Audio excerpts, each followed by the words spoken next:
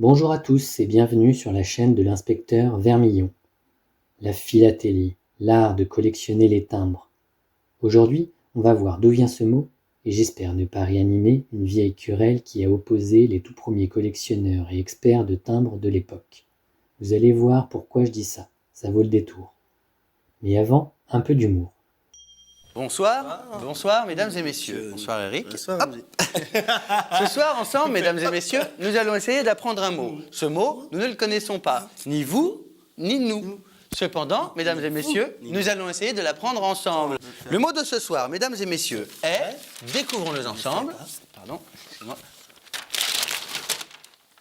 philatéliste, philatélastéeux. Plus sérieusement, le mot philatélie est constitué des mots grecs philos, ami, et atéléia, exemple de taxe. Il est utilisé quasiment partout dans le monde.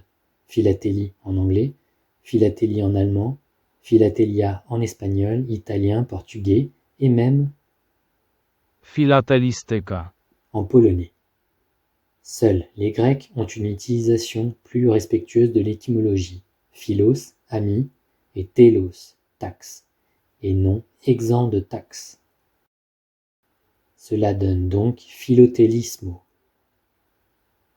Nous aurions dû dire en français « je suis philotéliste », mais bon, on ne va pas en faire un fromage.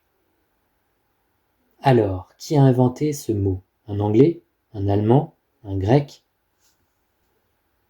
Et non, c'est le français Gustave Herpin. Où est la polémique dont je parlais en introduction, me direz-vous? Eh bien, avant la création de ce mot et sa propagation à l'échelle internationale, cette passion était nommée, dès 1843, timbrologie, ou peu de temps après, timbrophilie, ou encore timbromanie.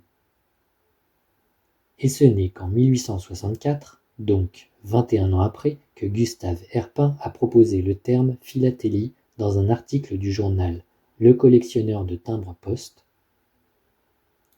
article qui s'appelle Baptême. Imaginez-vous, Arthur Maury, grand collectionneur, non content des termes utilisés pour désigner sa pratique, réunit plusieurs amateurs de timbres autour d'une table et leur propose d'inventer un nouveau terme.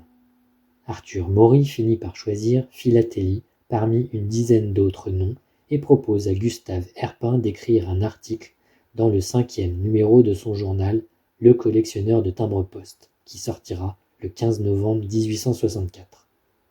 Le même jour, Pierre Mahé sort le numéro 1 de son magazine Timbrophile et tente de promouvoir ce terme qu'il vient d'inventer plutôt que le mot philatéliste. Et le bras de fer allait durer plusieurs décennies. En 1865, ce sont les Anglais qui reprennent ce mot, philatélie, dans un article intitulé What Shall We Call It, publié dans la revue anglaise The Stamp Collectors Magazine.